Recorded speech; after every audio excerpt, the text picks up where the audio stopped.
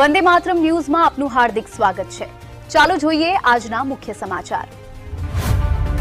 વાઘોડિયામાં સસ્તા અનાજની દુકાનમાંથી સરકારી અનાજનો જથ્થો સગેવગે કરવાનું એક મોટું કૌભાંડ ઝડપાતા સમગ્ર પંથકમાં ચકચાર મચી જવા પામી છે। વાઘોડિયા નગરપાલિકા વિસ્તારમાં આવેલી મનમોહન પાર્ક સોસાયટીમાં જયસ્વાલ દર્શનકુમાર હરેશભાઈની પંડિત દીનદયાલ ગ્રાહક ભંડાર નામની સરકાર માન્ય સસ્તા અનાજની દુકાન પરવાના નંબર 54/2015 આવેલી છે। આ દુકાનમાંથી રાત્રિના સમયે સરકારી અનાજનો જથ્થો સગેવગે કરાતો હોવાની ચોક્કસ બાતમી વાઘોડિયા મામલતદારને ફોન દ્વારા મળી હતી, જેના આધારે મામલતદારની ટીમ અને સ્થાનિક પોલીસ કાફલાએ ઘટના સ્થળે દોડી જઈને સંયુક્ત રેડ પાડી હતી। તપાસ દરમિયાન એક પિકઅપ ટેમ્પો નંબર GJ06-5929 માં બોરીઓ ભરીને અનાજનો જથ્થો ખાનગી બજારમાં ઊંચા ભાવે વેચવા માટે સગેવગે કરવામાં આવી રહ્યો હતો। ભારે દબાણ અને તપાસ બાદ અધિકારીઓએ ટેમ્પોમાંથી 142 કિલો ચોખા, 9 કિલો ચણા અને મોટી માત્રામાં ઘઉંનો જથ્થો ઝડપી પાડ્યો હતો। તંત્ર દ્વારા આ અનાજના જથ્થા સાથે પિકઅપ ટેમ્પો કબજે કરી આગળની કાયદેસરની કાર્યવાહી માટે ગોડાઉન મેનેજરને સોંપવામાં આવ્યો છે। આ સાથે જ પોલીસે અનાજનો જથ્થો સગેવગે કરનાર સંચાલક દર્શનકુમાર જયસ્વાલ અને પિકઅપ ચાલકને ઝડપી પાડી કાયદેસરની કાર્યવાહી હાથ ધરી છે। સરકાર દ્વારા ગરીબી રેખા હેઠળ જીવતા પરિવારો માટે અપાતા સસ્તા દરના અનાજની આ પ્રકારે કાળાબજારી કરીને ખાનગી વેપારીઓને વેચી મારવાની ઘટનાથી ગરીબોના મોંનો કોળિયો છીનવાયો હોવાનો આક્રોશ જોવા મળી રહ્યો છે। સ્થાનિકોમાં ચર્ચાતી વિગતો મુજબ આ કૌભાંડમાં વાઘોડિયાના જ સ્થાનિક દુકાનદાર ઝાકીર નામના વ્યક્તિની એક મંસૂરી નામના શખ્સની સાંઠગાંઠ હોવાની આશંકા સેવાઈ રહી છે। સ્થાનિક પ્રજાની માંગ છે કે જો પોલીસ દ્વારા આ મામલે ઊંડાણપૂર્વક કડક તપાસ કરવામાં આવે અને ફોનની કોલ ડિટેલ્સ ચેક કરાય તો સરકારી બાબુઓ અને દુકાનદારોની મિલીભગત ધરાવતું આખું મસમોટું નેટવર્ક બહાર આવી શકે તેમ છે।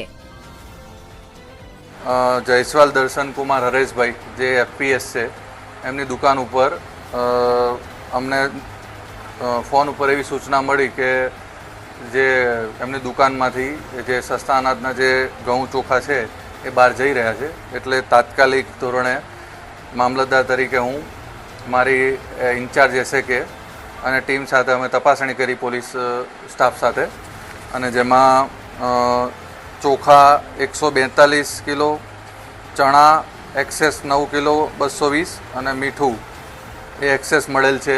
એમને સીઝર હુકમ અમે આપેલ છે દર્શનભાઈને, અને જે ટેમ્પો છે એ ટેમ્પોનો જે છે એ ગણતરી કરી લીધું છે અને એને અત્યારે ગોડાઉન મેનેજરને અમે સોંપણી કરીએ છીએ અને ત્યારબાદ એની વિસ્તૃત તપાસ કરવામાં આવશે।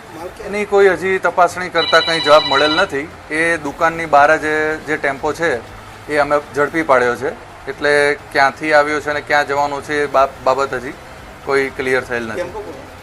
ટેમ્પોનો જે ડ્રાઈવર છે એ બી ડ્રાઈવર માલિક અને એની કોઈ અત્યારે તપાસ નથી, એ તપાસનો વિષય છે કે જો ડ્રાઈવર કોણ છે અને એનો માલિક છે, પોલીસ તપાસનો વિષય છે। આ ફક્ત ને ફક્ત પુરવઠા બાબતની જે ચકાસણી હતી ટેલિફોનિક, એટલે તાત્કાલિક ધોરણે સ્થળ ઉપર હાજર મામલતદાર અને મારી ટીમ અમે હાજર રહી અને આ જે સીઝર હુકમ આપ્યો છે અને જે ટેમ્પોનો જે છે એ અમે ગોડાઉન મેનેજરને અત્યારે સોંપણી કરીશું, ત્યારબાદ જે આગળની નિયમ અનુસાર કાર્યવાહી કરવામાં આવશે। એનો કોઈ હજી જવાબ મળ્યો નથી કે રાત્રે દુકાન કેમ ખુલ્લી રાખી છે।